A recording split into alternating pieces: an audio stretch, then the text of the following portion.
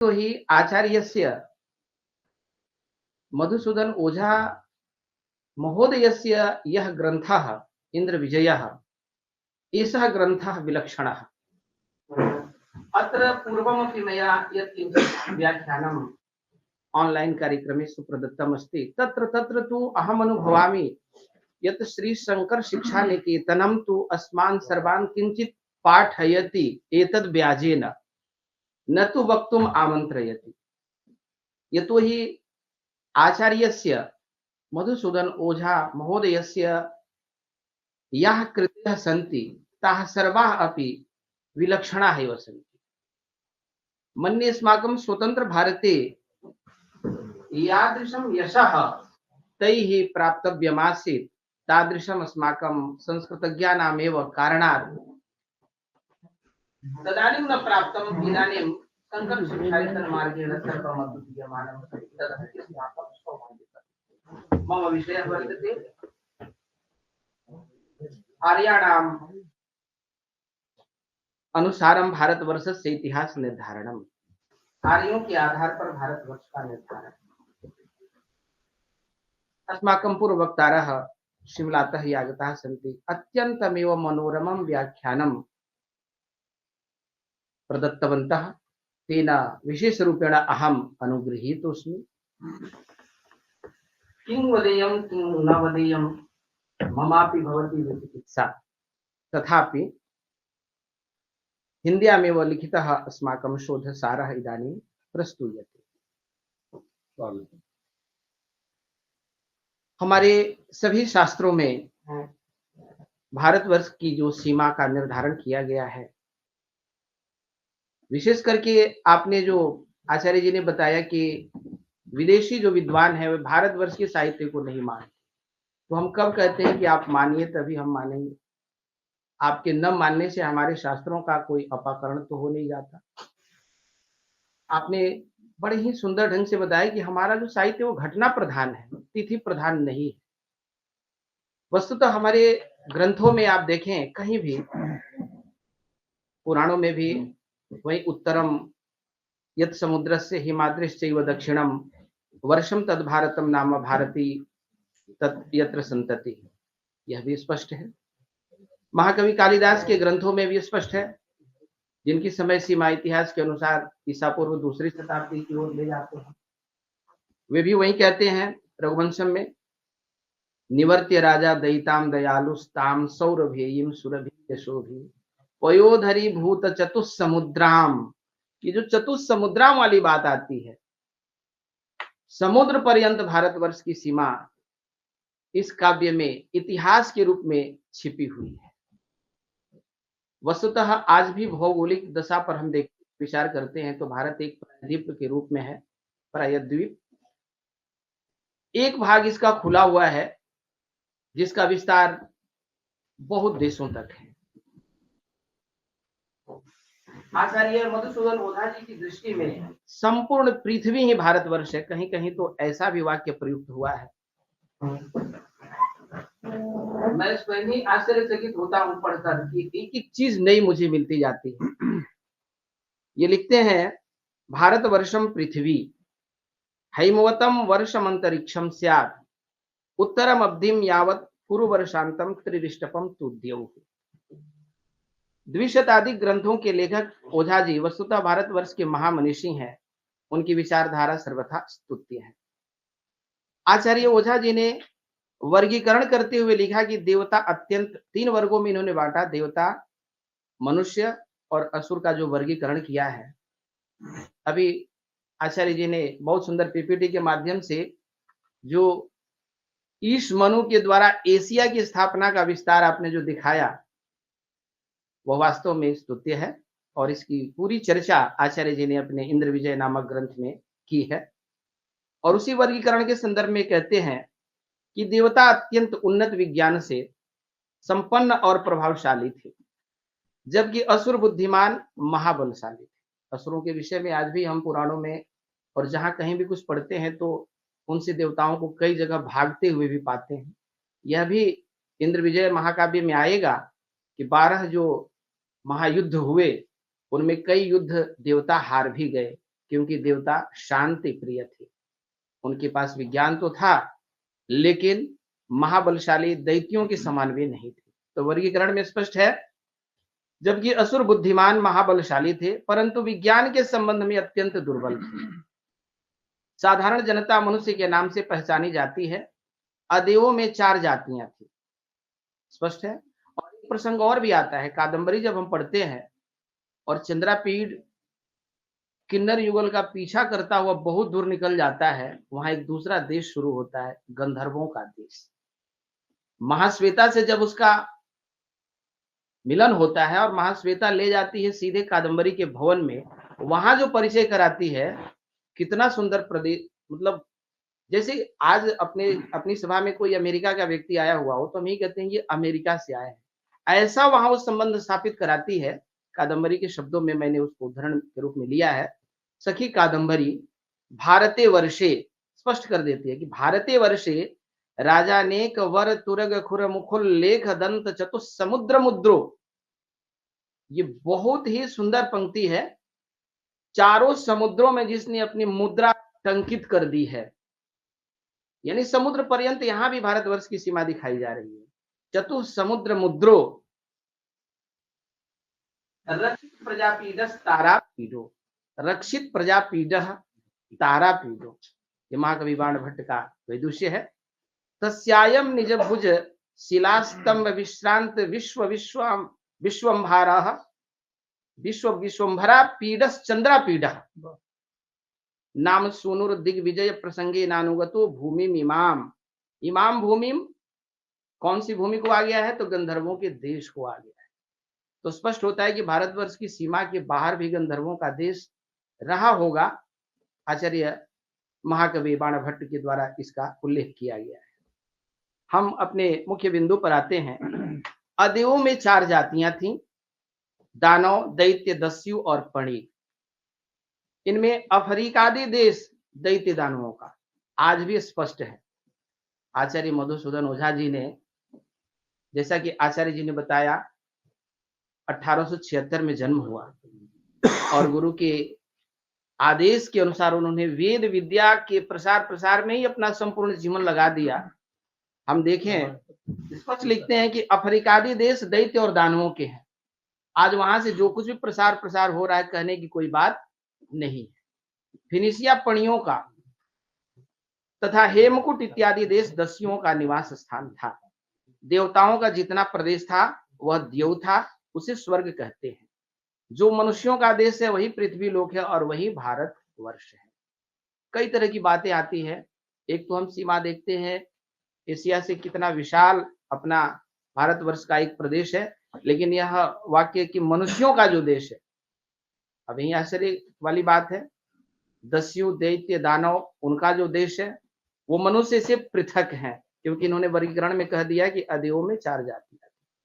उदाहरण इस प्रकार है, अखिला नरा पुरात्वे त्रेधा भिन्ना प्रधानतो ह्यभवन अथ देवा अथ च मनुष्याः देव विरोधात् अदेवाश्च तु अदेवाश्च अत्युन्नत विज्ञानाः प्रभावन्तो भवन देवाः विज्ञान दुर्बला अपि बहुल प्रज्ञा महाबला असुराः। साधारणितु जनता मनुष्य नामना प्रतीता आसीत्, तत्रा देवा आसन् दानवा दैत्याश्च दस्यवः पणयः अफ्रीकाद्या देशा दैत्यानां दानवानां च। फिनिशिया पणीनां दस्यूनां हेमकूटाद्याः अथ देवानां यावान् देशः। यह अवधारण करने योग्य विशेष बात है। अथ देवानां यावान् देशः सा द्यौः सहि स्वर्गः यस्त्विह मनुष्य देशः सा पृथ्वी भारतम वर्षम। विख्यात कीर्ति अप्रतिम वैदुष्य के धनी राष्ट्र प्रेमी कहने से मतलब है कि भारतवर्ष की सीमा का वर्णन वेद विद्या के आधार पर करना कितना कठिन है। और उस समय जब विदेशियों ने अपने तर्क के आधार पर भारतवर्ष की इतिहास का ही अपलाप कर दिया हो, आपने बहुत ही स्तुत्य कार्य किया है। आप लिखते हैं, आर्य भारत के मूल निवासी, जैसा कि आचार्य जी ने बताया कि एशिया जब यहां से यहां तक इसका पूरा भाग है, और एक स्थान से दूसरे स्थान से, दिल्ली से पंजाब कोई चला जाए तो विदेशी है, ऐसा तो हम नहीं कर सकते। आर्य भारत के मूल निवासी हैं, ये बाहर से नहीं आए हैं। आचार्य श्री का प्रतिज्ञा वाक्य इस प्रकार है। वे कहते हैं, ओंकार एष येषाम अविशेषान मंत्र आराध्य। जो ओंकार का आराधन करने वाले लोग हैं, उनका देश भारतवर्ष है। आज हमारे वेद मंत्रों में सबसे पहले ओंकार, मनु के लिए भी तो वही कहा गया, प्रणवः छंदसामेव। येषाम शास्त्र, अच्छा, ओंकार एष येषाम अविशेषान मंत्र आराध्य येषाम भिन्नमतानाम अप्यत्रास्त्येक बंधुत्व। वसुधैव कुटुंबकम की भावना जिस देश के लोगों में है, वह देश भारतवर्ष है। येषाम शास्त्रम वेदस चातुर्वर्णीय विभाजितो धर्मः धेनुर्गंगाराध्या तेषाम देशोस्ति भारतम वर्षम। आर्यास्तेमी उदितास चातुर्वर्णीय विभाजिताः लोकाः तेषाम स्वयं देशः। ये वही पर्वतो बहनिमान धूमात, वही बात है। तेषाम स्वयं देशः, उन्हीं आर्यों का यह देश है भारतवर्ष। न तो परदेशाद आगता नाम, न तो परदेशाद इहागता एते आर्याः, ऐसा प्रयोग है। पूर्व समुद्रादारब्धो देशो यह पश्चिमाब्धि पर्यंतः पूर्वस्यार्यावर्तः पश्चिमः आर्यायणम भागः। आचार्य जी ने भी इसका उल्लेख किया।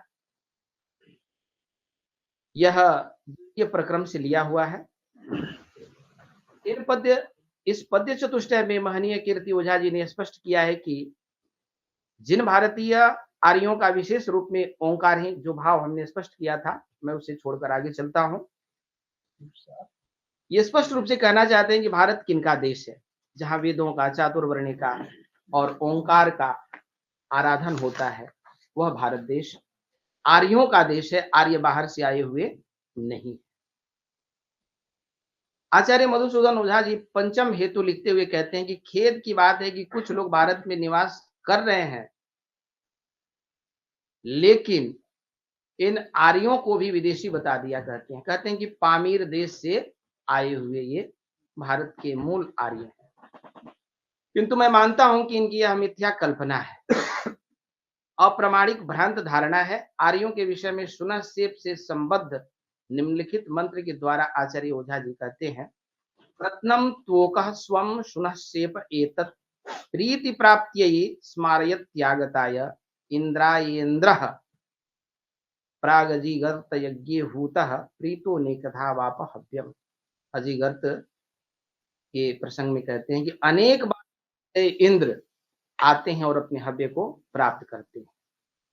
सभी आर्यों के सामान्य रूप से प्राचीन निवास का वर्णन किया गया है, इस मंत्र के द्वारा उनका कहना है। पाश्चात्यों ने दुस्साहस पूर्वक इस प्राचीन घर से पामीर देश को लक्षित कर दिया है। इंद्र जिस प्राचीन घर से यहाँ आकर के हव्य ग्रहण करते थे, उस देश को उन्होंने पामीर ऐसा कुछ कहा है, जो कि भ्रांति मूलक है, यह उनकी भ्रांत धारणा है। इसको मंत्र के द्वारा वो कहते हैं, शौनः सेपो मंत्र एष ह्यमीशाम सर्वार्याणाम प्रत्नमोको विशेषात् अविशेषात् पामीरम तल्लक्षयत्येव मुक्तिः एवं उक्तिः पाश्चात्यानाम साहसाद भ्रांति मूलात्। आचार्य मधुसूदन ओझा जी का मंतव्य है कि जिन युद्ध वर्णन, एक और विशेष बात है, वैदिक साहित्य में युद्धों का खूब वर्णन है। आचार्य जी ने 12 युद्धों का नाम स्पष्ट लिया है, आपने नाम लिया था।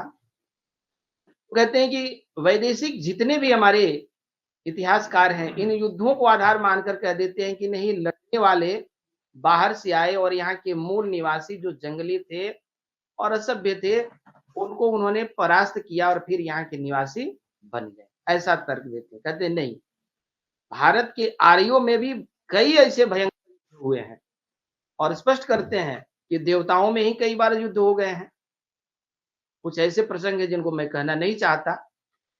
तो इस प्रसंग को लेकर क्या हम कह देंगे कि देवताओं के 2 भाग होकर आपस में युद्ध होते हैं? कहीं कहीं तो उपनिषदों में प्रसंग आता है कि विष्णु भगवान और ब्रह्मा जी में भी किसी बात को लेकर के कोई युद्ध, अपने केनोपनिषद का ही है ना, जिसमें स्तंभ रूप में शिव भगवान प्रकट होते हैं और कहते हैं पता लगाओ इसका क्या मूल भाग और ऊपर का भाग, अपनी उपनिषद की कथा है। हाँ, तो ऐसी परिस्थितियां भी आती हैं, तो क्या युद्ध के प्रसंग को लेकर हम ये कह देंगे कि नहीं बाहर से आर्य आए थे, एकदम से उसको मिथ्या बताते हैं। वेद ग्रंथों में जो समीक वर्णित है, जहां अनार्यों के साथ अभ्यागत आर्यों की कल्पना जो विदेशी लोग करते हैं, वो सर्वथा अप्रामाणिक है, ऐसा आचार्य ओझा जी का कहना है। वेद ग्रंथे वर्णितम यत् समीकम तच्चानार्यैर् भारते पूर्व जातैः वीराणाम आर्याणाम भारतेभ्यागतानाम आसीत् पूर्वम पांचनद्य प्रदेशे इत्थं प्राहुः पंडिताः केऽपि तेषां उक्तम मन्ये भ्रांतमेतन् नितांतम। ये एक बात इस तरह से बल दे करके कहना, इत्थम प्राहुः पंडिताः केऽपि तेषां उक्तम मन्ये भ्रांतमेतन् नितांतम। नार्यः वीराः भारतस्थानान् अनार्यान् निर्वास्य प्राग भारतेस्मिन्न्यवात्सु। स्पष्ट करते हैं कि भारत के आर्य भारत के ही थे, ये विदेशियों के कथनानुसार विदेश से आकर यहाँ के लोगों को भगा करके बस गए, यह बात नहीं है। माननीय ओझा जी ने यह स्पष्ट किया है कि आर्यों का परस्पर युद्ध भी किसी न किसी कारण से हुआ है, जिसकी चर्चा वेदों में है। कुछ ऐसे प्रसंग है, उनको मैं छोड़ के चलता हूं। और गायों के लिए पड़ियों के साथ जो इंद्र का युद्ध है, यह भी एक दैत्यों देवों में संग्राम, देवत्रैलोक्य से असुरों का बहिष्कार आदि अनेक वर्णित स्थल हैं, जो भारतीय आर्यों के पारस्परिक युद्ध के संकेतक हैं। इस प्रकार युद्ध वर्णन मात्र से जो लोग आर्यों के बाह्य होने के पक्षधर हैं, उनके मत का महामनीषी ओझा जी ने अनायास निराकरण करके यह स्थापित किया है कि आर्यों की भूमि भारतवर्ष है, ये विदेश से नहीं आए हुए। और वही प्रसंग है, ओझा जी का मानना है कि एशिया संज्ञा थी। इस त्रैलोक्य में स्वयंभू मनु ईश निवास करता था, अतः यह एशिया प्रसिद्धि हो गई है। ईशो मनु स्वयंभू त्रैलोक्यस्मिन् स्वयं न्यवसत्, तस्मादियं त्रिलोकी प्रथिता भूत एशिया नामना। उस स्वयंभू मनु ने देवों के लिए जितने त्रैलोक्य का विभाजन किया, वह त्रैलोक्य भाग आसुर भाषा में एशिया नाम से प्रसिद्ध हो गया। देवेभ्यस्त्रैलोक्यं यावत् व्यभजत स्वयंभुः सह तदभूत प्रसिद्धासुर भाषायाम एशिया नाम। इस प्रकार ओझा जी ने एशिया खंड समाहित करते हुए भारतीय परंपरा के विस्तार का जो दर्शन कराया है, वह अपने आप में विस्मयावह है। देवासुरों के 12 संग्राम हुए हैं, जिनमें सभी वेदों में, जिनका वर्णन सभी वेदों में या वेदों में सब जगह नहीं है। सूत्रेषु अदृष्टम पदम शास्त्रांतराद सूत्रांतराद अनुवर्तनीय सर्वत्र। वो भी स्पष्ट करते हैं कि सभी वेदों में वर्णित नहीं है वे युद्ध, कुछ पुराण आदि से भी गृहीत हैं। आगे आचार्य जी ने ये दिखाया कि प्राचीन समय में काश्यपीय कृष्ण समुद्र के आर्मेनिया नाम के स्थान पर सीरिया तथा असीरिया इत्यादि प्रांतों में स्वर्ग भूमि पर देवताओं और असुरों के बीच महासंग्राम भी हुए हैं। आचार्य मधुसूदन ओझा जी ने अफ्रीका, रोमक, आर्मेनिया, कुर्दिस्तान, अरवह को अरब कहते हैं, फिलिस्तान, मेसोपोटामिया को असुरों का देश माना है। और दिन रात यहाँ के जो आज की संग्राम है, वो भी बताते हैं कि वो जब भी उनके पास कुछ शक्ति होती है तो आपस में भिड़ना ही उनका काम होता है। आज भी चल रहा है। वे कहते हैं कि मेसोपोटामिया के असुरों का बल अधिक होता है, इसीलिए इसे असीरिया कहते हैं। आज के इराक में पहले कालकेय जाति के लोग रहते थे। असुरों के आने के मार्ग को देवताओं ने जिस समादेश में रोक दिया, वह देश सीरिया के नाम से प्रसिद्ध हो गया। देवासुर संग्राम में जो युद्ध हुए, उसमें देवताओं के हार पर भी ये विचार करते हुए कहते हैं, इससे हमें सीख लेनी चाहिए, शांति प्रियता हर जगह अच्छी नहीं होती।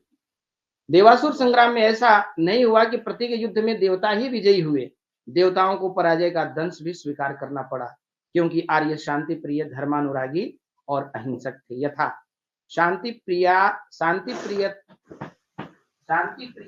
प्रियता धर्मे प्रवणत्वमानुशंस्याख्ये एतद्वयमार्याणां प्रत्यभिमर्दं पराभवे हेतु।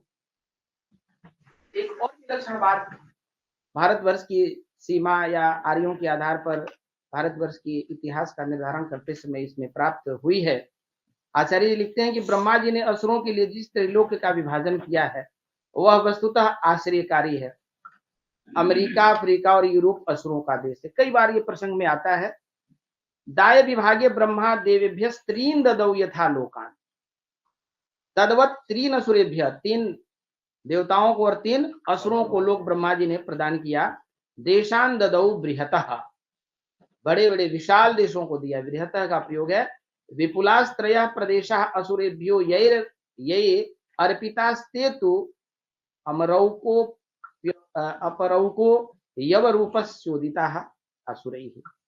हम भारतवर्ष की सीमा का जो आर्यों के आधार पर भारतवर्ष के इतिहास का जो निर्धारण करते हैं, मैं एक विद्यार्थी के रूप में जो कुछ भी ढूंढ पाया हूं, मैं मानता हूं कि आचार्य मधुसूदन ओझा जी का यह इंद्र विजय अनेक दृष्टियों से शोध का विषय है और हमें इसका परिशीलन करना चाहिए और जितनी बातें हम समझ पाए हमें समाज के सामने उपस्थापित करना चाहिए। और आज जिस इंद्र की चर्चा हो रही, हमारे यहाँ के राजा के नाम में नरेंद्र शब्द का प्रयोग हो जाता है, राजेंद्र शब्द का प्रयोग हो जाता है। इंद्र तो स्पष्ट होना ही चाहिए। जैसे आचार्य जी ने कहा, सुमन जी ने, प्रवर्तताम प्रकृति हिताय पार्थिव।